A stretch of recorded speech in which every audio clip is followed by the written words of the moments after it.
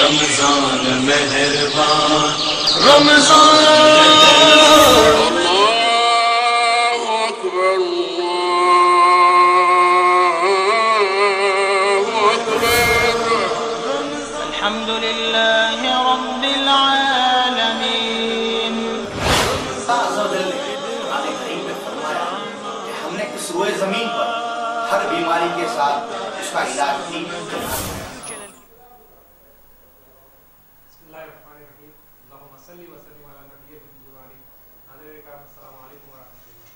देख रहे हैं रमज़ान मुबारक का खुसूसी प्रोग्राम बज़्म सहर और मैं हूं आपका मेज़बान मोहम्मद अब्दुल्ला क़ादरी। नाज़रीन, ये प्रोग्राम आपकी खिदमत में MQ TV की जानिब से पेश किया जा रहा है और बहुत मुमकिन है कि ये जो हमारा आज का प्रोग्राम है ये इस रमज़ान मुबारक का जो बज़्म सहर का जो सेशन था इसका आखिरी सेशन हो। बहुत मुमकिन है कि ये आज का प्रोग्राम ही हमारा इस रमज़ान मुबारक का इख्तितामी प्रोग्राम हो। और इसी मुनासिबत से मैंने आज कोई मौजू का इंतखाब नहीं किया है। बस मेरे पास कुछ सवालात है ईद से मुतालिक। इंशाअल्लाह ताला उन सवालात को मैं मुफ्ती साहब से करूँगा। इस सवालात के जवाब देने के लिए और आपके सवालात के जवाब देने के लिए मेरे साथ तशरीफ़ फरमा है मुफ्ती मोहम्मद नज़ीर खान साहब। मैं मुफ्ती साहब का इस प्रोग्राम में खैर मकदम करता हूँ। मुफ्ती साहब अस्सलाम वालेकुम वालेकुम अस्सलाम व रहमतुल्लाह। इस प्रोग्राम में आपका खैर मकदम किया जाता है। नाज़रीन, मैंने कोई, जैसा कि मैंने अर्ज़ किया कि मैंने कोई मौजू का इंतखाब नहीं किया है, तो आप भी अपने सवालात को कम करके आज अपना फ़ीडबैक बताइए कि आपको हमारा ये प्रोग्राम कैसा लगा। मुफ्ती साहब के जवाब से आप किस हद तक मुतमईन हुए, इन सारे उमूर पर आप हमें कॉल करके अपना फ़ीडबैक और अपना सजेशन दीजिए कि इस प्रोग्राम को कैसे इम्प्रूव किया जा सकता है, क्या क्या आपके सजेशन है, क्या क्या आपके फ़ीडबैक है। इन सारी चीज़ों को आप अपने फ़ोन कॉल के ज़रिए इस प्रोग्राम में शामिल करिए। स्क्रीन पर दिए गए नंबर पर आप कॉल कर सकते हैं और अपना फ़ीडबैक हो या सजेशन हो या कोई सवाल हो तो आप इस प्रोग्राम में शामिल कर सकते हैं। मुफ्ती साहब, ईद के हवाले से ये पहला सवाल ये था कि क्या चांद रात की कोई अहमियत बयान की गई है? ईद की चांद रात। अल्हम्दुलिल्लाहि रब्बिल आलमीन वस्सलातु वस्सलामु अला सय्यिदिल अंबिया वल मुरसलीन व अला आलिहि व अस्हाबिहि व मन तबिअहुम बि इहसान इला यौमिद्दीन अजमाइन, अम्मा बाद। पहले तो मैं अल्लाह तबारक व तआला की बारगाह में शुक्र बजा लाता हूँ कि उसकी तौफ़ीक़ से अल्हम्दुलिल्लाह आज हम अपने इस बज़्म सहर के आखिरी प्रोग्राम को हम पेश कर रहे हैं। अल्लाह की तौफ़ीक़ रही, अल्लाह की मदद रही। हुज़ूर अकरम सल्लल्लाहु अलैहि वसल्लम के सदक़े व तुफ़ैल में कोशिश की गई कि कामयाबी के साथ इस प्रोग्राम को पेश किया जाए और नाज़रीन की बहुत ही मोहब्बतें रही और बहुत सारा ताउन रहा। सबका शुक्रिया और अल्लाह ताला हर एक को जज़ाए खैर अता फ़रमाए। जहाँ तक सवाल किया गया कि चाँद रात की क्या कुछ अहमियत है, हमारे पास तो मामला ये है कि जो चाँद रात होती है ईद से पहले जो रात है वो गोया कि ख़रीदारी की रात है। चप्पल ख़रीदना है, बनियन ख़रीदना है, दीगर चीज़ें ख़रीदना है, उसमें फिर मसरूफ़ होकर गुजारा जाता है। ईद की तैयारी में मसरूफ़ हुआ जाता है, दूध लाना है, सौदा लाना है। यकीनन ईद की तैयारी भी करना चाहिए, उसका सौदा लाना हो या दीगर जो भी चीज़ लाना हो उसका अहतमाम किया जाए, उसकी तैयारी की जाए। लेकिन चाँद रात की फ़जीलत भी बयान की गई, उसमें इबादत की अहमियत को भी आप सल्लल्लाहु अलैहि वसल्लम ने वाज़ेह किया, तो लिहाजा उस रात में इबादत का भी अहतमाम होना चाहिए। आप सल्लल्लाहु अलैहि वसल्लम इरशाद फरमाते हैं कि जो कोई 5 रातों को जाग कर गुजारता है, इबादत में गुजारता है, तो फिर उसकी मग़फ़िरत हो जाती है। आप सल्लल्लाहु अलैहि वसल्लम का इरशाद है, उसमें से फ़रमाया कि एक तो 8 ज़िलहज्जा की रात, दूसरा फ़रमाया कि अरफ़ा की रात यानी 9 ज़िलहज्जा की रात, तीसरा फ़रमाया कि क़ुरबानी की रात, शब क़ुरबानी जो होती है ईद उल अज़हा से पहले की जो रात है वो रात, और फ़रमाया कि ईद उल फ़ित्र की जो शब होती है कि चाँद रात जिसको हम कहते हैं उस रात में, और फिर 15वीं शाबान की रात। तो जो कोई इन 5 रातों में इबादत करता है, इसको इबादत में गुजारता है, तो फ़रमाया कि ऐसे आदमी की गुनाहों की बख्शिश हो जाती है। और एक रिवायत में आप सल्लल्लाहु अलैहि वसल्लम ने फ़रमाया कि 5 रातें ऐसी है जिसमें कोई दुआ रद्द नहीं होती, दुआएँ कबूल होती है, मकबूल घड़ियाँ उसके अंदर होती है, वो रातें मकबूल होती हैं, दुआ के एतबार से दुआएँ कबूल की जाती है। उसमें से फ़रमाया कि एक तो जुमा की रात है, दूसरा फ़रमाया कि रजब की पहली रात है, तीसरे फ़रमाया कि शाबान की 15वीं शब यानी शब बारात जिसको कहते हैं वो, और आप सल्लल्लाहु अलैहि वसल्लम ने फ़रमाया कि ईद उल अज़हा और ईद उल फ़ित्र की जो शब है, चाँद रात जिसको कहते हैं, ये 5 रातें वो हैं कि जिसमें जो भी दुआ की जाए, जो भी जायज़ चीज़ अल्लाह ताला से मांगी जाए तो रद्द नहीं की जाती, अल्लाह तबारक व तआला दुआओं को कबूल फ़रमाता है। तो ये फ़जीलत आप सल्लल्लाहु अलैहि वसल्लम ने अहादीस शरीफ़ा में चांद रात के मुताल्लिक़ इरशाद फरमाई, तो लिहाजा उस रात में भी इबादत का अहतमाम होना चाहिए। यकीनन ईद की तैयारी कीजिए, ईद का अहतमाम कीजिए, जो भी ज़रूरी चीज़ें लाना है बिल्कुल ला सकते हैं, मना नहीं है, तैयारी करना चाहिए। ईद की तैयारी करना, ईद का अहतमाम करना, ये भी सुन्नत है, वो भी बायस सवाब है। लेकिन बिल्कुल उस रात में इबादत से गाफिल हो जाना, कोई अहतमाम न करना, ये भी मुनासिब नहीं है। इन फ़जीलत के पेश नज़र आप सल्लल्लाहु अलैहि वसल्लम ने जो बयान फरमाए हैं, तो लिहाजा उस रात में भी इबादत का अहतमाम होना चाहिए। और जैसा कि बयान किया गया कि उस रात को लैलतुल जाइज़ा भी कहा गया, इनाम की रात भी कहा गया, कि जो लोग रोज़ा रहे, तरावी पढ़े, इबादतें किए, उस रात अल्लाह तबारक व तआला उन्हें नेमतों से, इनामात से सरफराज फरमाता है। तो लिहाजा अल्लाह की बारगाह में रुजू होना चाहिए, अपनी दरख्वास्त को पेश करना चाहिए, अल्लाह की नेमतों को हासिल करने की कोशिश करनी चाहिए, कुछ ना कुछ इबादत में गुजारा जाए। और मैंने अर्ज़ किया था कि वलो बिलफ़र्द, अगर मसरूफ़ियत की वजह से, दीगर मजबूरियात की वजह से अगर ज़्यादा इबादत का अहतमाम ना भी किया जाए, तो कम अज़ कम ये बात तो हो कि इशा की नमाज़ जमात से पढ़ी जाए और फिर फ़जर की नमाज़ भी जमात से अदा की जाए। क्योंकि हदीस शरीफ में आप सल्लल्लाहु अलैहि वसल्लम फरमाते हैं कि जो कोई इशा की नमाज़ जमात के साथ पढ़ता है तो उसे आधी रात इबादत करने का सवाब मिलता है। फिर फ़जर की नमाज़ भी जमात से पढ़ता है तो फिर उसे सारी रात इबादत करने का सवाब मिलता है। तो लिहाजा कम अज़ कम ये कैफियत तो हो कि इशा की जमात ना छूटे और फिर फ़जर की नमाज़ वो नागा ना हो सके, जमात के साथ उसकी अदायगी हो। हमारे रमज़ान मुबारक के खुसूसी प्रोग्राम मजलिस है कि आखिरी सेशन में पहले कॉलर को शामिल करते हैं और देखते हैं कि उनका सवाल क्या है। अस्सलाम वालेकुम। हेलो, अस्सलाम वालेकुम। वालेकुम अस्सलाम। जी है, सोने की ज़कात कितनी निकालना? आप अपने टीवी का आवाज़ कम कर दीजिए। कितना सोना है जी बोलिए। कितना सोना है आपके? मेरा सवाल ये कहा, सोने की ज़कात कितनी निकालना चाहिए और कैश कितना, लाख रुपए को कितना निकालना चाहिए? जी जी, बहुत शुक्रिया हमें कॉल करने का। इंशाअल्लाह ताला मुफ्ती साहब आपके दोनों सवालों के जवाब दें। सोने की ज़कात कितनी निकालना चाहिए और 1 लाख रुपये अगर है तो उस पर ज़कात कितनी निकालना चाहिए? मुफ्ती साहब, एक और सवाल ईद के हवाले से ये था कि ईद उल फितर की फजीलत क्या है? देखिए, हदीस शरीफा में हुज़ूर अकरम सल्लल्लाहु अलैहि वसल्लम के मुताल्लिक़ आता है कि आप सल्लल्लाहु अलैहि वसल्लम जब मदीने मुनव्वरा पहुँचे तो देखा कि वहाँ पर 2 दिन मुकर्रर थे जिसमें वो लोग खेला करते थे, खुशी का इजहार किया करते थे। तो आप सल्लल्लाहु अलैहि वसल्लम ने पूछा कि ये 2 दिन क्या हैं? तो कहने लगे कि ये वो दिन है जाहिलियत के ज़माने से ही, इस्लाम के आने से पहले से ही हम इस दिन खेल कूद का अहतमाम करते थे, खुशियों का इजहार करते थे। तो आप सल्लल्लाहु अलैहि वसल्लम ने फरमाया कि अल्लाह ताला ने उन 2 दिनों के बदले में उनसे बेहतरीन 2 दिन तुम्हें अता किए हैं खुशी का इजहार करने के लिए, मसरत का इजहार करने के लिए। एक फरमाया कि ईद उल फितर है और एक ईद उल अज़हा है।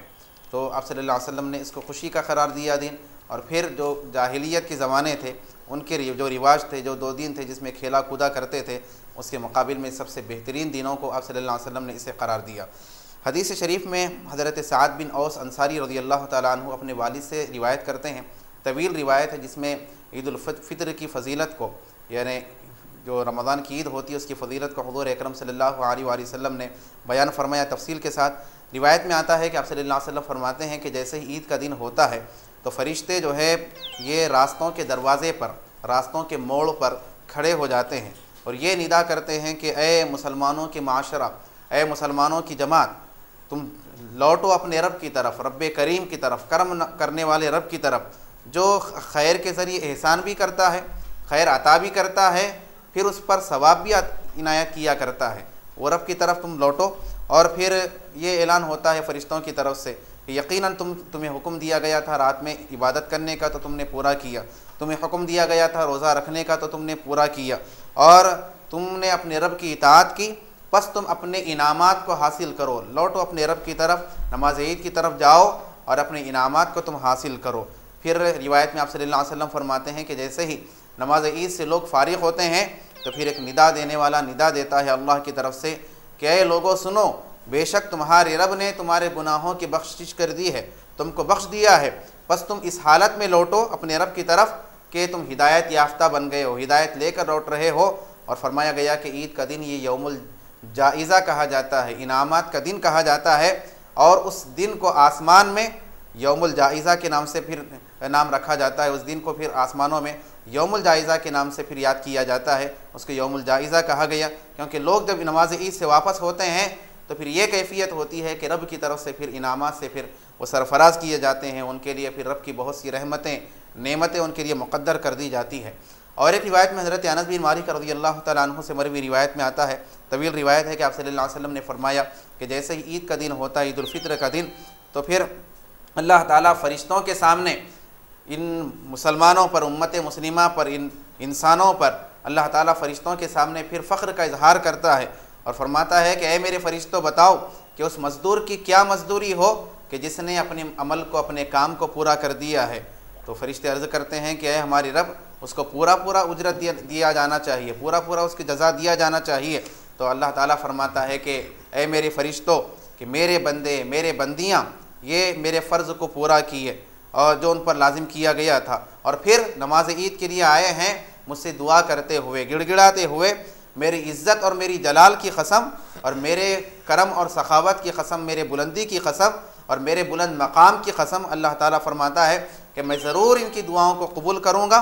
और फिर अल्लाह ताला फरमाता है कि ऐ लोगों, तुम इस हालत में लौटो नमाज ईद से कि तुम्हारे गुनाहों को मैं बख्श दिया हूँ और तुम्हारे गुनाहों को, तुम्हारी बुराइयों को नेकियों में तब्दील कर दिया हूँ। और लोग इस हालत में फिर नमाज ईद से वापस होते हैं कि उनके गुनाहों की बख्शिश हो जाती है। तो ये फजीलत नमाज ईद की बयान की गई, ईद उल फित्र की, कि जब नमाज ईद के लिए लोग रवाना होते हैं तो फ़रिश्तों की तरफ से निदा होती है, जब वापस होते हैं तो फिर ये कैफियत होती है कि फ़र्ज़ को पूरा करने की वजह से, नमाज़ों की अदायगी की वजह से, तरावी की तकमील की वजह से और रब के फिर खुसूसी जो इनामात उनको हासिल होते हैं उसकी वजह से बंदे जब वापस होते हैं तो उनकी ये कैफियत होती है कि उनके गुनाहों की बख्शिश हो जाया करती है। एक कॉलर को शामिल करते हैं।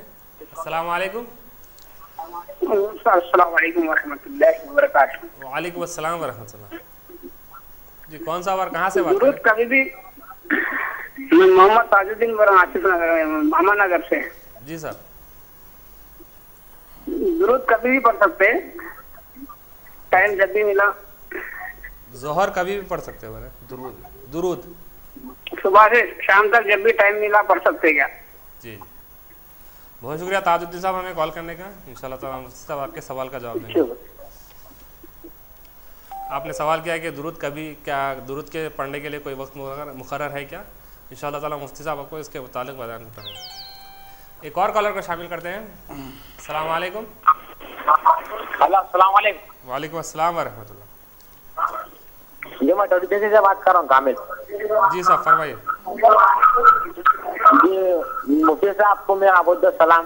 वालेकुम अस्सलाम वरहमतुल्लाहि वबरकातुहू। जी, मेरा सवाल ये था कि मैं 17 साल का हूँ, मेरे को क्या बात है कि मैं जब भी मोटा में जाता हूँ बहुत डर होता मेरे को जी, और इसके लिए कुछ दवा दुआ। जी बहुत शुक्रिया हमें कॉल करने का। इंशाल्लाह ताला मुफ्ती साहब आपको इसके मुतालिक बयान फरमाएंगे। एक और कॉलर हमारे साथ लाइन पर मौजूद है, उनको शामिल करते हैं। अस्सलाम वालेकुम। वालेकुम अस्सलाम वरहमतुल्लाहि वबरकातुहू। जी, कौन सा और कहाँ से बात कर रहे हैं? मैं असद खान याकूतपुर से बात कर रहा हूँ खालिद साहब। जी असद खान साहब, खैरियत से आप? मुफ्ती साहब को मेरी तरफ से बहुत बहुत सलाम फरमाइए। वरहमतुल्लाहि वबरकातुहू। और अल्हम्दुलिल्लाह आपका जो प्रोग्राम था बहुत ही पसंद आया। और अल्लाह आप लोगों को कामयाब करे, मुफ्ती साहब को अल्लाह उम्र दराज करे। मुफ्ती साहब बहुत अच्छे अंदाज से समझाते हैं कि बिल्कुल ही ना समझ अब इंसान भी समझ सकता है। और इंशाल्लाह कोशिश ये करें कि हफ्ते 15 दिन में कोई एक दिन प्रोग्राम रखने की कोशिश करिए। इंशाल्लाह मालूमात में हम लोग का इजाफा होगा। और एक बात ये मालूम करना था कि ज़कात का जो पैसा है तो वो पैसा ईद के बाद देने में और अभी देने में कितना उसका सवाब का फर्क है? जी जी, बहुत शुक्रिया असद खान साहब हमें कॉल करने का। इंशाल्लाह ताला मुफ्ती साहब आपके सवाल का जवाब देंगे। और एक बात आपकी खिदमत में अर्ज़ कर दूं कि मुफ्ती साहब से मुशावरत के बाद और हमारे MQTV की टीम की मुशावरत के बाद ये तय किया गया कि इंशाल्लाह ताला रमज़ान मुबारक के बाद भी मुफ्ती साहब का प्रोग्राम पेश किया जाएगा। मुफ्ती साहब का प्रोग्राम हर जुम्मा बाद नमाज इशा यानी कि 9 बजे से 10 बजे तक रोज़ाना 8:30 से 9:30 बजे तक इंशाल्लाह ताला हर जुम्मा पेश किया जाएगा, जिसका नाम होगा शरह अहकाम, और जिसमें मुफ्ती मोहम्मद नज़ीर खान साहब रहेंगे जो आपके सवालात के जवाब देंगे। तो ज़रूर मुलाहिज़ा फरमाइए, रमज़ान मुबारक के बाद भी मुफ्ती साहब का प्रोग्राम। एक और कॉलर को शामिल करते हैं। अस्सलाम वालेकुम। अस्सलाम वालेकुम। एक कॉलर को इस प्रोग्राम में शामिल करते हैं। अस्सलाम वालेकुम। ये भी लाइन ड्रॉप हो गई। मुफ्ती साहब ये बताइए कि ईद उल फितर के मसनून आमाल क्या होने चाहिए? देखिए, हदीस शरीफा में हुज़ूर अकरम सल्लल्लाहु अलैहि वसल्लम से जो मरवी आमान हैं कि जिसकी ताकीद की गई, जिसको मसनून करार दिया गया, एक तो ये कि गुस्ल का अहतमाम किया जाए, पानी नहाने का अहतमाम किया जाए, और इसी तरह मिसवाक का इस्तेमाल किया जाए, अच्छी तरीके से मुँह की सफाई हो, खुशबू का इस्तेमाल किया जाए, क्योंकि फिर इज्तिमा कसीर होता है, बहुत से लोग जमा होते हैं, तो कोई फिर किसी को तकलीफ़ ना हो और फिर फ़ज़ा जो है महकी हुई हो, हर एक के लिए फिर खुशबू का माहौल हो। तो खुशबू इस्तेमाल करने का आप सल्लल्लाहु अलैहि वसल्लम ने फिर तरीक़ा बताया, तालीम दी, और फिर ये बयान किया गया कि जो उम्दा लिबास है, नया लिबास है तो बहुत अच्छी बात है, वो भी मसनून और मुस्तहब है, और अगर नया लिबास नहीं है तो जो उम्दा लिबास है, जो बेहतरीन लिबास है, उसका अहतमाम किया जाए, इन चीज़ों का अदा किया जाए। ईद उल फितर के आदाब में से ये चीज़ें बयान की गई। और जैसा कि हमने कल अर्ज़ किया था सदक़े फ़ितर के बारे में, तो हुक्म ये है कि नमाज ईद को जाने से पहले पहले सदक़े फ़ितर अदा कर देना चाहिए। एक कॉलर हमारे साथ लाइन पर मौजूद है, उनको शामिल करते हैं। अस्सलाम वालेकुम। अस्सलाम वालेकुम रहमतुल्लाहि व बरकातहू। वालेकुम अस्सलाम व रहमतुल्लाह। मौलाना को सलाम। वालेकुम अस्सलाम व रहमतुल्लाह। और आप लोग ऐसा प्रोग्राम कर रहे हैं, बहुत खुशी हो रही है, हमारे बच्चों को भी तालीम मिल रही है। जी जी, आप लोग एक दो सवाल थे मेरे। फरमाइए। कि देखिए, जब ईद की नमाज को जब जाते हैं ना जी, तो जानामाज के यहाँ काबतुल्लाह और मदीना उतरे हुआ रहता, उसकी बेहद भी होती है। तो मौलाना गुजारिश है मेरी के जी जी, आप उनसे लोग से कहें कि वो ना लाए जानामाज। जी। और दूसरी बात ये है कि जब भी हम ईद की नमाज पढ़ते हैं तो ईद की नमाज को सुनते नहीं लोग, कोई उठते हैं, कोई बैठते हैं, कोई खड़े हैं, कोई करते हैं। बस इतना बोल दीजिए ताकि ईद की नमाज का तरीका बता दीजिए, मेहरबानी होगी। जी जी, बहुत शुक्रिया हमें कॉल करने का। इंशाल्लाह ताला मुफ्ती साहब आपके सवाल का जवाब देंगे। मुफ्ती साहब, एक बात ये बताइए कि ईद की नमाज क्या मस्जिद में अदा करना चाहिए या उसको ईदगाह में अदा करना बेहतर है? बहुत अच्छा सवाल है ये कि नमाज ईद मस्जिदों में भी हो रही है, बल्कि मामला तो हमारे पास ये है कि छोटी मस्जिद है, चंद सफ़ों की मस्जिद है, 4-8 सफ़ों की मस्जिद है, तो भी नमाज ईद का अहतमाम है। जबकि हुक्म ये दिया गया है कि नमाज ईद को ईदगाह में अदा किया जाए, बल्कि उलमा ने यहाँ तक बयान किया कि मस्जिदों में नमाज ईद का अहतमाम करना ये मकरूह है। अगरचे कि मकरूह तंज़ीही उसको करार दिया गया, लेकिन नमाज ईद को ईदगाह में अदा नहीं करके बस करीबी मस्जिद में अदा कर लेना ये मुनासिब बिल्कुल नहीं है। ईद का एक मकसद ये है कि मुसलमानों का कसीर इज्तिमा एक जगह जमा हो, कसीर लोग एक जगह जमा हो, ताकि गैर मुस्लिमों के सामने मुसलमानों की तादाद का मुज़ाहरा हो सके, उनकी क़ुव्वत का मुज़ाहरा हो सके, उनके इत्तेहाद का मुज़ाहरा हो सके। और देखिए, हुज़ूर अकरम सल्लल्लाहु अलैहि वसल्लम मस्जिद नबवी की आप सल्लल्लाहु अलैहि वसल्लम ने ख़ुद फ़जीलत बयान फरमाई कि कितनी नमाज़ें वहाँ पर जो है फ़जीलत का बायस होती है। एक नमाज़ पढ़ेंगे तो 50 नमाज़ों का सवाब है, 50,000 नमाज़ों का सवाब है।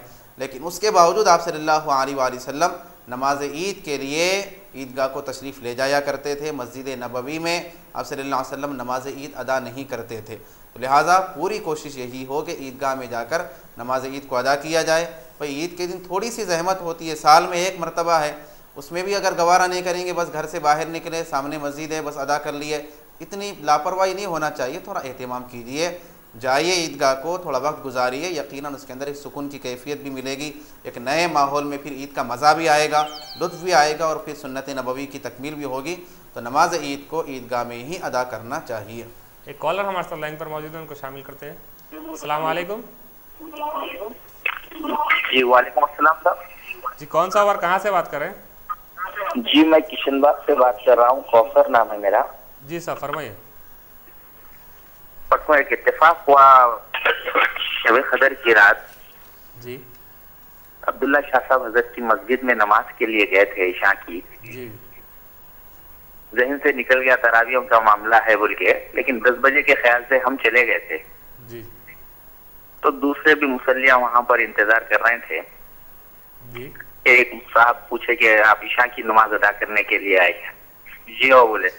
ठीक है, कुछ वक्त बाद ठहरिए, जमा हो जाते हैं लोग जी। तो मैं आगे बढ़ा रहे थे नमाज पढ़ने के लिए। मेरे को मैं बोला कि भाई ये सिलसिले के मामला थे, यहाँ पर इजाजत लेके पढ़ना चाहिए जी।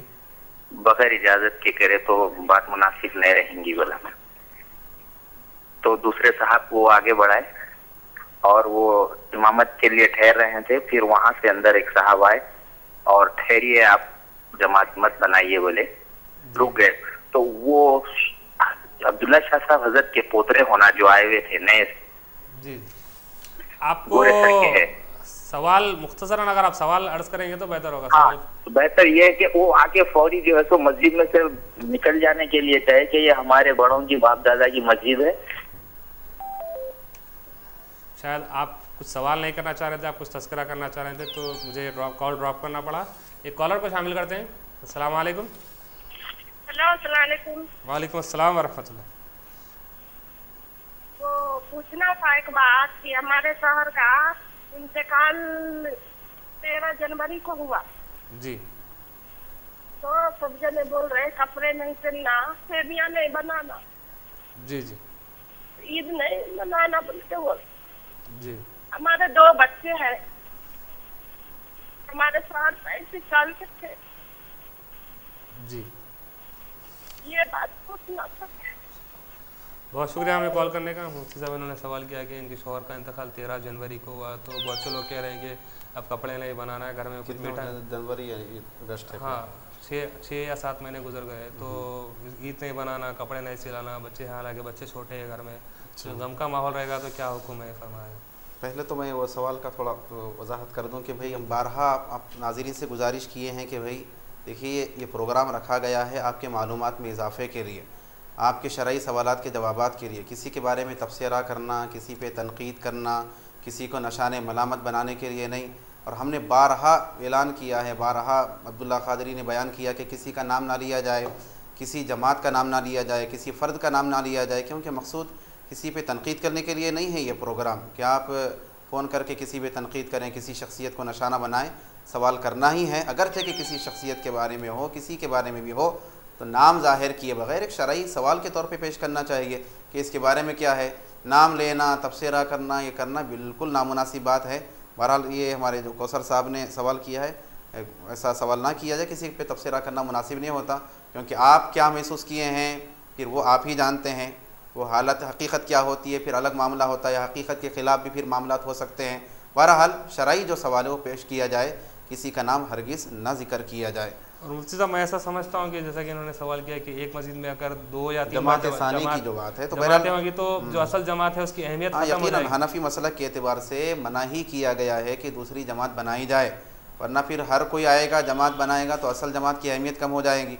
दुकान में बैठे रहेंगे, बोलेंगे जमात खड़ी हो गए तो क्या होने का है, चलो बाद में जाके बना लेंगे। तो इस वजह से मना किया गया कि एक मस्जिद में 2-2 जमातें बनाई जाए, इल्ला ये कि कभी मजबूरी की सूरत हो जाए, बहुत पाबंदी करने वाला है जमात की, अचानक उसकी जमात छूट गई तो उसको एक अफसोस की कैफियत है, तो फिर हुक्म दिया गया कि ऐसा आदमी कभी कभार अगर ऐसा मामला हो जाए तो फिर कोने में ठहर कर, दरमियान में भी नहीं कि असल जमात में कुछ खलल हो जाए, मस्जिद के दीगर मामलात में खलल हो, अलग कोने में ठहर कर फिर नमाज को अदा करे तो फिर उसकी इजाज़त है। आदत बनाना या नुमाया तौर पर फिर दूसरी जमात बनाना, इसकी इजाज़त नहीं होती। बहरहाल ऐसा नामों का तज़किरा ना किया जाए, बहुत ही फिर ये नामुनासिब बात होती है। मुख्तसरन नमाज ईद का तरीक़ा बयान। नमाज ईद का तरीक़ा वैसे तो जब भी नमाज अदा की जाती है तो उससे पहले नमाज ईद का तरीक़ा ख़तीब साहब बयान करते हैं। मैं भी अर्ज़ कर देता हूँ कि ईद उल फ़ित्र की नमाज़ आपको अदा करना है तो सबसे पहले नीयत करेंगे कि मैं नमाज ईद उल फ़ित्र अदा करता हूँ 2 रकातें 6 तकबीरों के साथ, ख़ास अल्लाह ताला के वास्ते मुँह मेरा काबे शरीफ की तरफ पीछे इस इमाम के, इस तरह से नीयत करें कि मैं ईद उल फ़ित्र की 2 रकातें नमाज़ पढ़ता हूँ 6 ज़ायद तकबीरों के साथ, क्योंकि तकबीरें और भी होती है, ज़ायद उसके अंदर ज़्यादा इजाफ़ा 6 तकबीरों का किया जाता है। ईद उल फ़ित्र की 2 रकातें नमाज़ पढ़ता हूँ 6 ज़ायद तकबीरों के साथ, ख़ास अल्लाह ताला के वास्ते मुँह मेरा काबे शरीफ की तरफ पीछे इस इमाम की, इस तरह से नीयत करके फिर नमाज का आगाज़ होता है। पहले जो तकबीर कही जाती है उसको तकबीर तहरीमा कहते हैं। वो तकबीर कहते ही फिर हाथ बांध लेना है, सना भी पढ़ लेना है। सना पढ़ने के बाद फिर जुमला 3 तकबीरें कही जाती है। पहली 2 तकबीरों में तो कानों तक हाथ उठाएंगे, अल्लाह अकबर कहेंगे, इमाम साहब भी कहेंगे, मुक़्तदियों को भी कहना है अल्लाह अकबर कहना, हाथों को कानों तक उठाना छोड़ देना। दूसरी तकबीर में भी वैसे ही करना। तीसरी तकबीर में फिर कानों को हाथों को कानों तक उठाकर फिर बांध लेना चाहिए। फिर उसके बाद सूरह फातिहा की तिलावत होती है, फिर ज़म्मे सूरा पढ़ा जाता है, रुकू होते हैं, सजदा होते हैं। दूसरी रकात के लिए जैसे खड़े होते हैं तो पहले तिलावत होती है सूरह फातिहा की, उसके बाद ज़म्मे सूरा किया जाता है। उसके बाद जुमला 4 तकबीरें कही जाती है। पहली 3 तकबीरों में तो हाथों को कानों तक उठाकर छोड़ देना चाहिए और चौथी तकबीर में हाथ उठाए बग़ैर तकबीर कहते हुए रुकू में जाएं और फिर बाकी नमाज आम नमाज़ों की तरह तकमील करें। फिर उसके बाद फिर खुतबा बाद में होता है, जुमा में पहले खुतबा होता है, ईद में बाद में खुतबा होता है। और वही आदाब हैं खुतबे के जो जुमा के खुतबे के बारे में हमने अर्ज़ किया कि खामोश रहना चाहिए, बातें नहीं करना चाहिए, खलल नहीं डालना चाहिए, बल्कि गौर से खुतबा सुनना चाहिए। तो वही सारे आदाब फिर इस खुतबे के भी हैं। देखने में आता है कि लोग जो है बातें करना शुरू कर देते हैं, फ़कीर जा रहे हैं तो उनको खैरात दे रहे हैं। ये इजाज़त नहीं है। खुतबे के वक़्त खामोश बैठना चाहिए, किसी को खैरात करना, बुलंद आवाज़ से आमीन बोलना, बुलंद आवाज़ से दुरूद पढ़ना, बल्कि हर उस काम से बचना जो खुतबा सुनने में खलल डालने वाला हो। तो लिहाजा उस वक़्त खैरात देना करना, ये चीज़ें इधर तवज्जो नहीं बल्कि पूरी तवज्जो खुतबे की तरफ होना चाहिए। फिर उसके बाद दुआ वगैरह का एहतमाम किया जाता है, उसमें शरीक होना। तो ये नमाज ईद उल फितर का तरीक़ा है। एक कॉलर को शामिल करते हैं। अस्सलाम वालेकुम। वालेकुम सलाम रहमतुल्लाह। कौन सा और कहाँ से बात कर रहे हैं? मोहम्मद राशिद कबीरपुर से बात कर रहा हूँ। जी साहब फरमाइए। यहाँ हमारे पास मस्जिद में घर पे जो है जुमे की नमाज पढ़ाते। जी हेलो जी फरमाइए। जी खुतबा जो है स्पीकर में थे, नमाज के टाइम जो है स्पीकर बन गए थे। नमाज में जो है सब पीछे वालों को सुने नहीं आता। जी क्या सही है ये? क्या बोलना आप सवाल क्या करना चाह रहे हैं? खुतबा जो है स्पीकर में करते जी, स्पीकर में नमाज पढ़ते वक्त स्पीकर बंद कर देते। अच्छा, पीछे जो है सुने नहीं आता, बाद लोगों को डिस्टर्ब हो जाता। सही है। बहुत शुक्रिया हमें कॉल करने का। मैं ऐसा नहीं समझता हूँ कि खुतबा स्पीकर में दिया जाता था, नमाज खुतबा होता है तो इंशाल्लाह अर्ज़ करेंगे उसके अंदर कोई इसका सवाल। एक कॉलर को शामिल करते हैं। अस्सलाम वालेकुम। वालेकुम अस्सलाम वरहमतुल्लाह। जी फरमाइए, आपकी आवाज़ आ रही है। हेलो जी फरमाइए। 7 साल का बच्चा रोजा रहता, रोजा रह सकते क्या ना 7 साल के? बहुत शुक्रिया हमें कॉल करने का। आपने सवाल किया है कि क्या 7 साल का बच्चा रोज़ा रह सकता है? इंशाअल्लाह ताला मुफ्ती साहब आपके सवाल का जवाब देंगे। मुफ्ती साहब ये बताइए कि औरतों के लिए ईद की नमाज का क्या हुक्म है? देखिए, इब्तिदाई इस्लाम में क्योंकि दीन इस्लाम की इब्तिदा थी, ख़वातीन को भी दीन के माहौल से उनको भी जो है मुतारफ़ कराना था, दीन के माहौल से उनको मुतासिर करना था और फिर दीन के बुनियादी तालीमात से फिर उनको वाकिफ़ कराना था। तो इब्तिदा में जो है इजाज़त थी कि ख़वातीन भी ईदगाह को आएँ, वो भी ईद की नमाज़ में शरीक हों। आप सल्लल्लाहु अलैहि वसल्लम फिर इरशाद भी फरमाते थे कि ख़वातीन को मत रोको ईद की नमाज़ को आने से, क्योंकि उनको भी माहौल से फिर आशना करना, मुतारफ़ कराना, उसका ज़ौक़ उनके अंदर पैदा करना था कि फिर उनके अंदर इस्लाम जो है अच्छी तरीके से मजबूत हो सके। लेकिन जब फ़ितनों का दौर शुरू हो गया, नमाज़ें के लिए भी आते थे 5 वक्त की, लेकिन जैसे ही फ़ितनों का दौर शुरू हो गया तो फिर उन्हें मना कर दिया गया। और सरकार ने ख़ुद फरमाया भी था कि औरत के लिए बाहर नमाज़ पढ़ने से बेहतर घर में पढ़ना चाहिए और अंदर पढ़ना चाहिए और अंदर पढ़ना चाहिए। तो लिहाजा फिर मना किया गया कि ईद की नमाज़ में ख़वातीन शरीक ना हो। ख़वातीन पर ईद की नमाज़ वाजिब नहीं है, उन पर लाजिम नहीं है। अब यह कि बस ख़वातीन समझती है कि घर में पढ़ना चाहिए ईद की नमाज़, तो ऐसा कोई वो भी पाबंदी नहीं है कि ईद की नमाज़ आप घर में पढ़ें, क्योंकि घर में तो ईद की नमाज़ नहीं होती। अगर पढ़ना ही चाहते हैं तो 2 रकात शुक्राना आप अदा कर सकती हैं कि अल्लाह ने रोज़ा रखने की तौफ़ीक़ दी, तरावी की तौफ़ीक़ दी, रमज़ान का महीना नसीब फरमाया, तो उसके शुक्र में आप 2 रकात अदा कर सकती हैं। एक आम नफिल की तरह, ईद के नमाज के तरीक़े की तरह नहीं, जैसा कि ज़िक्र किया गया, 2 रकात नफिल अदा कर सकते हैं। ईद की नमाज़ ख़वातीन पर वाजिब नहीं है। नाज़रीन, क्योंकि हमारे प्रोग्राम के अख्ताम का वक्त बिल्कुल क़रीब हो चुका है, तो मैं इंशाअल्लाह ताला तेज़ी के साथ हमारे इस प्रोग्राम को अख्ताम की तरफ ले जाऊँगा। मुफ्ती साहब, एक आखिरी सवाल जो मेरे अपने आप से मुताल्लिक़ है कि ईदी लेना या ईदी देने का क्या हुक्म है? देखिए, उसके अंदर तो शरई मसला तो ये है कि ज़बरदस्ती करने की इजाज़त नहीं है कि किसी से ज़बरदस्ती करना और पैसे मांगना, ना देने पर जो है फिर शरारत पे उतर आना, इसकी इजाज़त नहीं है। हाँ, कोई खुशी से देते हैं तो बिल्कुल जायज़ है, और बड़ों को चाहिए कि छोटों को खुशी में शामिल करने के लिए ईदी दिया करें। खुशी का माहौल होता है, ये खुशी को बांटने का मामला होता है, तो लिहाजा बड़ों को ख्याल करना चाहिए। लेकिन अगर कोई ना दे तो फिर ज़िद करना और फिर मांगने का इसरार करना, इसकी इजाज़त नहीं है। अगर किसी शख्स की ईद की नमाज़ छूट जाए तो उसके लिए क्या हुक्म है? देखिए शहर में तो वैसे अगर एक जगह नहीं मिली तो दूसरी जगह अदा कर सकते हैं, बहुत सारी फिर जगह पे नमाज मिल जाती है। अगर कोई अदा ना कर सके तो फिर उसके कोई बदल नहीं है। अब यह कि 2 रकात शुक्राना अदा कर सकता है, लेकिन बाज़ाब्ता तरीक़े से जैसा कि जुमा का बदल जो है ज़ोहर की नमाज़ होती है उसकी क़ज़ा रखी गई है, ईद की कोई क़ज़ा नहीं है, और ना मिल सके तो फिर 2 रकात शुक्राना अदा कर ले। एक कॉलर को शामिल करते हैं। अस्सलाम वालेकुम। हेलो, अस्सलाम वालेकुम। वालेकुम अस्सलाम व रहमतुल्लाह। मैं सैयद अली खातिब लालनगर से बात कर रहा था। जी सर फरमाइए। आपका प्रोग्राम बहुत अच्छा है, सुन के बहुत खुशी हुई थी प्रोग्राम देख के। जी जी। और हमारे यहाँ से दुआ में रखी है याद से जी। और ये रमजान का आखिरी रोजा है जी। इंशाल्लाह ताला फिर अगले साल इंशाल्लाह ताला हमको और आपको सबको मिलने की फिर एक बार मौका देने की इजाजत मांगता हूँ मैं। और अल्लाह ताला से खास करके आप दुआ फरमाइए कि हमेशा आपका प्रोग्राम चलते रहे। ईद मुबारक आपको हमारी तरफ से बहुत बहुत। बहुत शुक्रिया साहब हमें कॉल करने का और हमारी हिम्मत अफजाई करने के लिए। अल्लाह आपको जज़ाए खैर दे। मुफ्ती साहब जो सवाल आएगा उनके जवाब देने से पहले मेरे पास कुछ 2 सवाल थे, मैं चाहूँगा कि आप वो 2 सवाल के जवाब के साथ इन जवाब, अगर किसी शख्स के पास 6.5 तोले सोना हो, अगर उस पर 1 साल ना गुजरे तो क्या उसके ऊपर ज़कात वाजिब होती है? देखिए ज़कात के वाजिब होने के लिए एक तो 6 तोले सोना कम अज़ कम होना जी, या फिर उसकी कीमत होना जैसा कि निसाब बयान किया गया वो होना भी ज़रूरी है। और ज़कात के वाजिब होने के लिए साल का गुजरना भी ज़रूरी है। अगर किसी के पास 6 तोले नहीं 12 तोले सोना अगर मौजूद है लेकिन साल नहीं गुजरा तो फिर ऐसी सूरत में ज़कात अदा करना वाजिब नहीं तो होता। क्या कोई शख्स रमज़ान मुबारक में ज़्यादा सवाब मिलने की नियत से साल नहीं गुजरने के बावजूद भी ज़कात निकाल सकता है? हाँ बिल्कुल, ज़कात को जो है पहले भी अदा किया जा सकता है। मिसाल के तौर पे किसी के पास समझ जाइए साल जो है उसका शव्वाल का महीना होता है या फिर मुहर्रम के महीने में साल गुजर रहा है, लेकिन वो चाहता है कि रमज़ान की बरकतें हासिल करने के लिए रमज़ान के महीने में ज़कात दे, तो पहले का पहले भी ज़कात दे दी जा सकती है। और एक सवाल ये था कि इसी मसला अगर पैसों के मामले में आ जाएगा, कोई शख्स कारोबार में पैसे लगाए और उसमें साल ना गुजरे तो उसके ऊपर भी ज़कात वाजिब है? मैंने अर्ज़ किया चाहे कारोबार का मसला हो, चाहे कारोबार में पैसे हो, फिर कारोबार में तो और भी बहुत सी बातें आती है। बहरहाल साल का गुजरना माल पर ये ज़रूरी है ज़कात के वाजिब होने के लिए। मुफ्ती साहब जो सवाल आता है जहाँ तक आज के सवालात का ताल्लुक़ है, सबसे पहला सवाल किया गया ज़कात के बारे में ही है कि ज़कात सोने की ज़कात कितनी निकालना चाहिए और 1 लाख रुपये पर कितनी ज़कात बनती है। तो देखिए अगर सोने की ज़कात सोने से ही निकाल रहे हैं, कीमत से नहीं, कीमत अदा नहीं कर रहे हैं बल्कि सोने में से निकालना चाहते हैं तो उसका 40वां हिस्सा निकालना चाहिए। ये जो सोने के कारोबार वाले होते हैं, जौहरी होते हैं, उनके पास जाएँ भाई इतने तोले सोना है, इसका 40वां हिस्सा कितना बनता है उतना हिस्सा फिर उसमें से निकालना है।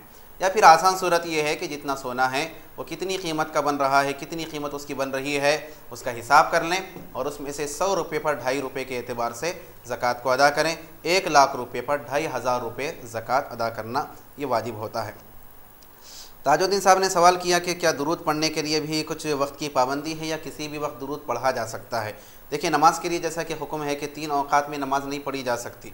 सूरज तुलू होते वक्त, सूरज जब दरमियान में हो जाए और सूरज के गुरूब होने वक्त ना नफिल पढ़ सकते हैं, ना फ़र्ज़ पढ़ सकते हैं, ना क़ज़ा पढ़ सकते हैं। हाँ ये कि असर की नमाज़ उसी दिन की नहीं पढ़े हैं तो फिर हुक्म यह है कि पढ़ लें, बाद में फिर दोहरा लें, मकरूह तहरीमी हो जाती है। लेकिन दुरूद के लिए कोई पाबंदी नहीं है, बल्कि जो चाहे जिस वक्त चाहे दुरूद को पढ़ा जा सकता है, चाहे सूरज निकलने का वक्त भी हो, गुरूब होने का वक्त भी हो, सुबह का वक्त हो, रात का वक्त हो, किसी तरह की कोई पाबंदी नहीं। बल्कि मामला ये है कि हुज़ूर अकरम सल्लल्लाहु अलैहि वसल्लम को अल्लाह ताला ने रहमतुल लिल आलमीन बनाकर अल्लाह ताला ने दुनिया में भेजा है, तो लिहाजा आपके मुताल्लिक़ जो भी अहकामात उम्मत मुस्लिमा पर आयद हैं तो उसमें सारी आसानियाँ रखी गई है, कोई पाबंदी उसके अंदर नहीं रखी गई।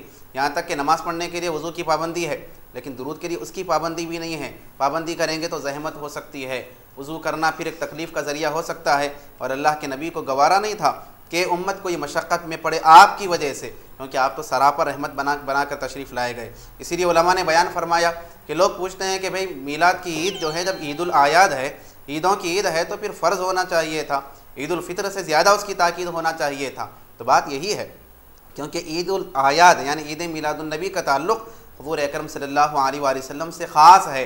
आपकी विलादत का मौका होता है और आपसे जो मंसूब जो चीज़ है, यानी आपकी वजह से जो उम्मत पर जो चीज़ लाजिम हो रही है, उसमें मशक्क़त नहीं रखी गई, लिहाजा उसको भी लाजिम करार नहीं दिया गया। अगरचे कि बड़ी उसकी फ़जीलत है, उस ईद के सदक़े में सारी ईदें मिली है, लेकिन उसको लाजिम और फ़र्ज़ करार नहीं दिया गया ताकि उम्मत को कोई ज़हमत ना हो, मशक्क़त ना हो। तो दुरूद शरीफ में भी कोई पाबंदी नहीं है, बल्कि यकीनन आदाब का लिहाज करना चाहिए, जितना भी किया जाए कम है, लेकिन पाबंदी नहीं की गई।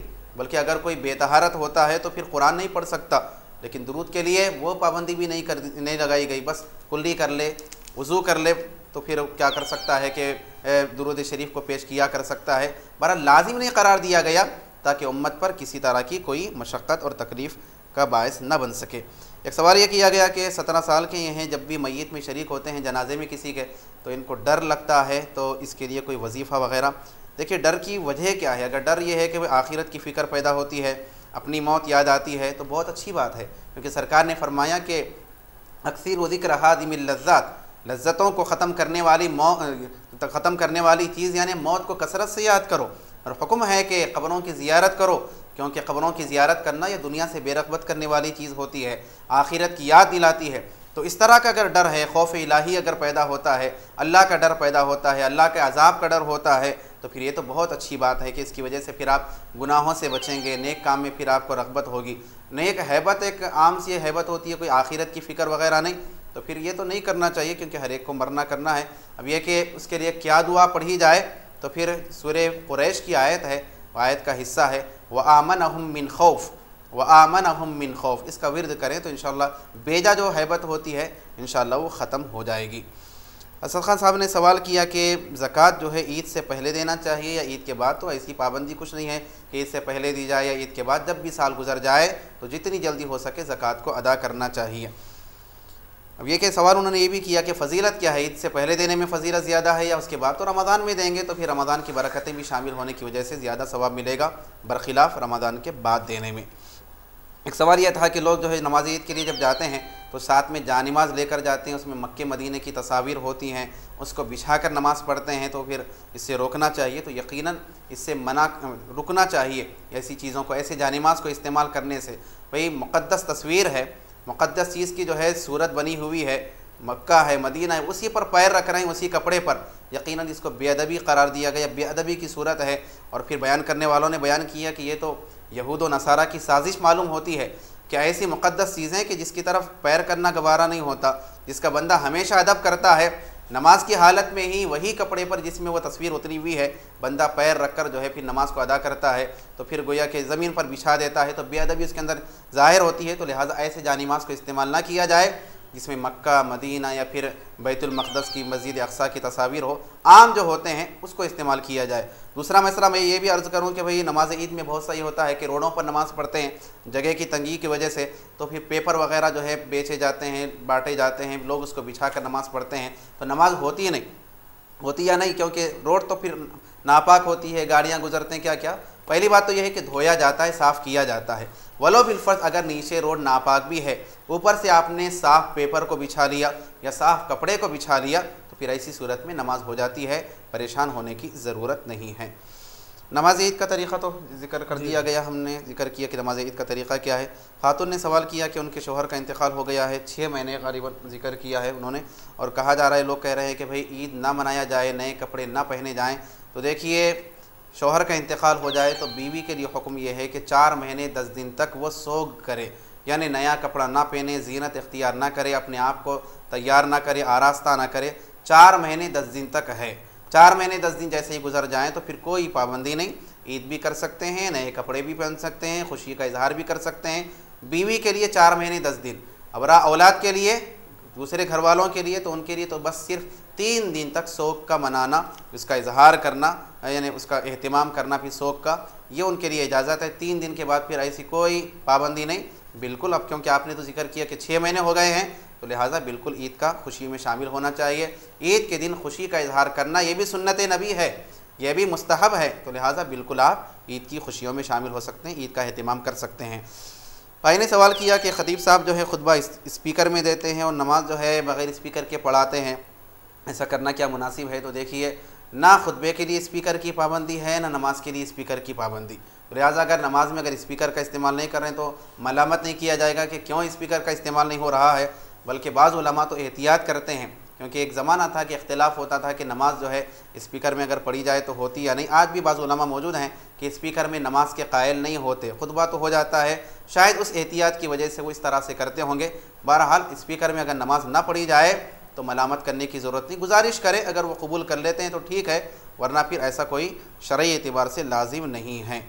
7 साल का लड़का क्या रोज़ा रख सकता है? तो बिल्कुल रख सकता है, ताकि आदत हो जाए, लेकिन रोज़ा फ़र्ज़ होता है बालिग होने के बाद। आइए नाज़रीन, हमारे इस रमज़ान मुबारक के खुसूसी प्रोग्राम बज़्म सहर के आखिरी सेशन के आखिरी कॉलर को शामिल करते हैं और देखते हैं कि उनका सवाल क्या है। अस्सलाम वालेकुम।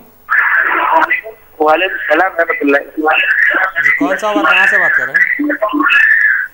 मैं वटावली भाटनगर से बात कर रहा था। जी, आप अपने टीवी का आवाज़ कम कर दीजिए। हेलो जी, फरमाइए सर। मेरी शादी हो गई, 1.5 साल हो रहा था मेरी जी। तो हमारे घर वालों के पास 2 तोले सोना 30 तोले चांदी है जी। तो ज़कात वाजिब हो सकती क्या? आप पूछना था मेरे। बहुत शुक्रिया साहब हमें कॉल करने का। इंशाल्लाह ताला मुफ्ती साहब आपके सवाल का जवाब देंगे। मुफ्ती साहब, क्योंकि प्रोग्राम का आखिरी हमारे बज़्म सहर का आखिरी सेशन है, तो मेरी आपसे गुजारिश ये थी कि हमारे नाज़रीन के लिए नसीहत या कुछ पैगाम आप देना चाहें तो बेहतर होगा। इनका सवाल का जवाब तो पहले सवाल के जवाब के साथ ही प्रोग्राम पैगाम और नसीहत जो है। तो अहलिया के पास 2 तोले सोना है और 3 तोले चांदी है, तो देखिए अगर थोड़ा सोना हो थोड़ा चांदी है तो फिर दोनों को मिलाकर हिसाब किया जाएगा और देखा जाएगा कि क्या उसकी कीमत 6 तोले सोने के बराबर तो नहीं होती, क्योंकि 2 तोले सोना है, क्या 42.5 तोले चांदी के बराबर उसकी कीमत बनती है, और गालिबन बन जाती है इसके अंदर, कि क्योंकि 2 तोले सोना तो मतलब ये कि उसके फिर 50,000 हो गए, तो फिर इसके अंदर आसानी से जो है 42.5 तोले चांदी आ जाती है, तो लिहाजा उस पर ज़कात वाजिब होगी, ज़कात अदा करना पड़ेगा। जैसा कि आपने जिक्र किया 2 साल हो गए हैं तो फिर 2 साल की ज़कात अदा करना पड़ेगा। देखें दोनों की कितनी कीमत बनती है, 2 तोले सोना की कितनी कीमत है, 3 तोले चांदी जो है उसकी कितनी कीमत है, फिर उसकी कीमत के लिहाज से 100 रुपये पर 2.5 रुपये के एतबार से आप ज़कात को अदा करें। अब जहाँ तक नसीहत की गुजारिश की अब्दुल्ला क़ादरी ने, तो नसीहत क्या करते हैं, बहरहाल गुजारिश यही है नाज़रीन से कि जो बातें अर्ज़ की गई है आपकी खिदमत में, जो शरई मसाइल को बयान किया गया है, मकसद ये है कि ताकि जो लोग नावाकिफ़ हैं उनको वाकिफ़ कराया जाए, कुछ दीन की तालीमात से वाकिफ़ कराया जाए, दीन की बातों को पहुँचाया जाए। जो भी बातें आपने सुनी हैं कोशिश कीजिए कि उसको ज़िंदगी में अपनाएं। मैं भी कोशिश करूँगा कि मैं भी उस पर अमल करूँ, क्योंकि बोलना आसान होता है लेकिन उस पर अमल करना, उसको ज़िंदगी में अपनाना यकीनन ये बहुत अहम चीज़ होती है। तो गुजारिश यही है हर एक से कि शरई अहकाम को अपनाया जाए, नबी की सुन्नतों को अपनाया जाए। देखिए आज लोग समझते हैं कि भाई इत्मीनान, सुकून और जो है चैन जो है गुनाह करने में है, तो लोग गुनाहों की तरफ जा रहे हैं, शायद वहाँ सुकून मिलेगा। बात समझते हैं कि शायद मालो दौलत में सुकून है तो कोई मालो दौलत के पीछे पड़ा हुआ है, जबकि हकीकत यह है कि इंसान को उसकी ज़िंदगी में सुकून हासिल हो सकता है, इत्मीनान हासिल हो सकता है तो अल्लाह की याद से, अल्लाह के नबी की याद से। अल्लाह ने फरमाया कि अला बिज़िक्रिल्लाहि तत्मइन्नुल क़ुलूब, ख़बरदार हो जाओ कि अल्लाह के ज़िक्र से ही दिलों को इत्मीनान हासिल होता है। तो ना सुकून ज़िंदगी गुनाहों में है, ना सुकून ज़िंदगी दुनिया की मालो दौलत में है, बल्कि सुकून ज़िंदगी अल्लाह उसके रसूल की फरमाबरदारी में है। कोशिश कीजिए, देखिए कितनी लज्जत मिलती है पाकीज़ा ज़िंदगी गुजारने में, कितनी लज्जत मिलती है नबी की सुन्नतों को अपनाने में। एक अजीब ही सुकून होता है, एक अजीब ही सुरूर होता है। बदलना चाहिए अपने आप को, गुनाहों की जो आदत है उसको छोड़ना चाहिए। कब तक ये ज़िंदगी का मामला होगा कि वही हम शैतान के पीछे हैं, वही रमज़ान में पाकीज़ा बन के रहे, नमाज़ान से रुख़्सत हो गया तो फिर वही गुनाहों का मामला है, वही बुराइयों का मामला है। कब तक ये दो रुखी चलते रहेगी, ये दो रास्ते कब तक हम अपनाएंगे। हमें चाहिए कि हम अल्लाह के बनकर रहें, अल्लाह के नबी के बनकर रहें। कोशिश करें कि हर चीज़ में अल्लाह उसके रसूल की इत्तिबा हो और उनकी पैरवी हो, उनके अहकामात पर अमल किया जाए। यही नसीहत है और प्रोग्राम का मकसद भी यही है कि नाज़रीन तक शरई अहकाम को पहुँचाया जाए, उसकी अहमियत से वाकिफ़ कराया जाए ताकि फिर इस पर अमल किया जाए। अल्लाह ताला मुझको भी आपको भी अल्लाह उसके रसूल सल्लल्लाहु अलैहि वसल्लम के अहकामात पर अमल करने की तौफ़ीक़ अता फ़रमाए। नाज़रीन, क्योंकि हमारा प्रोग्राम के अख्ताम का वक्त हो चुका है और चाहते तो नहीं लेकिन हमें रुख़सत होना पड़ता है, हमें इस प्रोग्राम को ख़त्म करना है क्योंकि आपका और हमारा ताल्लुक़ अच्छा बन चुका था। ये काफ़ी 1 महीने से हम लोग प्रोग्राम दे रहे हैं और काफ़ी अच्छा ताल्लुक़ बन गया था आपके कॉलर्स का। और मैं तमाम नाज़रीन का शुक्रिया अदा करता हूँ जिन्होंने हमारे इस प्रोग्राम को मुलाहिज़ा फरमाया है, जो हमारे इस प्रोग्राम में कॉल किए हैं और अपने सवालात शामिल किए हैं और हमारी हिम्मत अफजाई की है, इस प्रोग्राम की तारीफ़ की है, मुफ्ती साहब की तारीफ़ की है, मैं उन तमाम नाज़रीन का शुक्रिया अदा करता हूँ। और फिर एक बार मैं उन तमाम नाज़रीन से माज़रत ख़्वाह हूँ जिनका कॉल मैं इस प्रोग्राम में शामिल नहीं कर सका, कुछ वजूहात की वजह से, जैसा कि मुफ्ती साहब कभी बयान करते होते हैं या कुछ ऐसे वजूहात होते हैं जिसमें मैं कॉल को शामिल नहीं करता हूँ। तो मैं तमाम नाज़रीन से माज़रत ख़्वाह हूँ। अगर इंशाअल्लाह ताला अगर हयात बाकी रही और इंशाअल्लाह ताला अगर अल्लाह ताला ने तौफ़ीक़ दी तो अगले साल फिर आपकी खिदमत में हाजिर होंगे। मुफ्ती साहब, मैं आपका बेहद शुक्रगुज़ार हूँ जो आपने पूरी रमज़ान मुबारक इस प्रोग्राम के लिए वक्त निकाला है। आपकी बहुत सी मसरूफियत के बावजूद भी आपने इस प्रोग्राम के लिए वक्त निकाला है। मैं हमारे MQTV की टीम की जानिब से, हमारे तमाम नाज़रीन की जानिब से और बख़ुसूस मैं अपने आप की तरफ से आपका बहुत शुक्रगुज़ार हूँ। अल्लाह आपको जज़ाए खैर दे, अल्लाह आपको नेक और आपसे दिन का काम ले। सब आपसे गुजारिश ही थी कि क्योंकि हमारा आखिरी प्रोग्राम है तो एक मुख्तसर दुआ के साथ हमारे इस प्रोग्राम को इख्तिताम में अमल लाएँ। अल्हम्दुलिल्लाहि रब्बिल आलमीन व सल्लल्लाहु तआला व सल्लम अला खैरि खल्क़िही सय्यिदिना व नबिय्यिना मौलाना मुहम्मद व अला आलिहि व अस्हाबिहि अजमाइन। रब्बना ज़लमना अनफुसना व इल्लम तग़फिर लना व तरहमना लनकूनन्ना मिनल ख़ासिरीन। रब्बना आतिना फ़िद दुनिया हसनतन व फ़िल आख़िरति हसनतन व क़िना अज़ाबन नार। अल्लाहुम्मा इन्नका अफ़ुव्वुन करीमुन तुहिब्बुल अफ़्व फ़अफ़ु अन्ना या करीम या रब्बल आलमीन या अकरमुल अकरमीन या अरहमर राहिमीन। जिस तरह तूने अपने फ़ज़ल व करम से हमें रमज़ान का महीना नसीब फरमाया या रब्बल आलमीन, इसी तरह अपने फ़ज़ल व करम से हमने जो भी इबादतें की है, टूटी फूटी जो भी रोज़े रखे गए हैं, तरावी पढ़ी गई है, इबादतें की गई है, या रब्बल आलमीन तमाम को कबूल फरमा। या रब्बल आलमीन तमाम को कबूल फरमा, ख़ताओं को माफ़ फरमा, गलतियों को माफ़ फरमा। या रब्बल आलमीन अपनी रहमत से, अपने फ़ज़ल से हम सबको सरफराज फरमा। या रब्बल आलमीन रमज़ान का महीना इस हालत में हमसे रुख़सत हो कि रोज़े क़ियामत रमज़ान का महीना हमारे हक़ में गवाही दे, हमारे ख़िलाफ़ गवाही ना दे। रमज़ान को हमसे राज़ी कर दे, रमज़ान को हमसे राज़ी कर दे, रमज़ान को हमसे राज़ी कर दे। या रब्बल आलमीन बार बार हमें रमज़ान की बरकतें नसीब फरमा, आइंदा भी बार बार रमज़ान की रहमतें हमें नसीब फरमा। या रब्बल आलमीन हमें तेरा इतना खौफ दे कि हम कोई गुनाह ही ना कर सके, और तेरा इतना शौक़ दे कि हम सारी ज़िंदगी तेरी फरमा बरदारी में गुजार सके। या रब्बल आलमीन तेरे हबीब सल्लल्लाहु अलैहि वसल्लम की कामिल इत्तिबा नसीब फरमा, कामिल मोहब्बत नसीब फरमा, कामिल अदब नसीब फरमा। सरकार की मोहब्बत में जीने और मरने की तौफ़ीक़ अता फरमा। सरकार की तालीमात को फैलाने, उसको आम करने और उस पर अमल करने की तौफ़ीक़ अता फरमा। सबका ख़ातिमा बिल खैर फरमा, जायज़ तमन्नाओं की तकमील फरमा। जो बीमार उन शिफ़ाए कामिला अता फरमा हो, जो इंतकाल कर गए हैं सब मरहूमीन के मग़फ़िरत फरमा। या रब्बल आलमीन सब की जायज़ तमन्नाओं की तकमील फरमा, मुश्किलात को आसान फरमा, और हमारे इस प्रोग्राम को या रब्बल आलमीन अपने हबीब सल्लल्लाहु अलैहि वसल्लम के सदक़े में कबूल फरमा। और जितनी भी इसके पीछे टीम हैं, जितने भी लोग हैं, इसके जो मालिक हैं, या रब्बल आलमीन सबको जज़ाए खैर अता फरमा, सबकी दुनियावी व उखरवी आरज़ुओं और तमन्नाओं की तकमील फरमा। उन्हें अल्लाह की खुसूसी रहमतों से या रब्बल आलमीन, या रब्बल आलमीन या अल्लाह तो सरफराज फरमा। इन्नल्लाह व मलाइकतहु युसल्लूना अलन नबी या अय्युहल्लज़ीना आमनू सल्लु अलैहि व सल्लिमू तस्लीमा। सुब्हान रब्बिका रब्बिल इज़्ज़ति अम्मा यसिफून व सलामुन अलल मुरसलीन वल्हम्दुलिल्लाहि रब्बिल आलमीन। साहब फिर एक बार आपका बहुत बहुत शुक्रिया जो आपने अपने कीमती औक़ात में से इस प्रोग्राम के लिए वक्त फरमाया।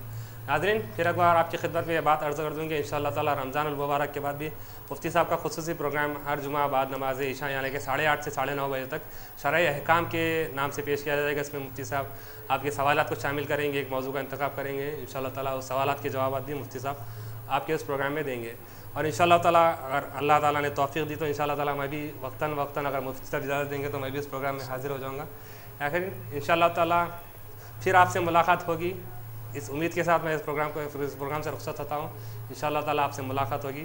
आप भी हमें दुआ में याद रखें, इंशाअल्लाह ताला हम भी आपको अपनी दुआ में याद रखेंगे। तब तक के लिए अल्लाह हाफ़िज़। अस्सलामु अलैकुम व रहमतुल्लाह।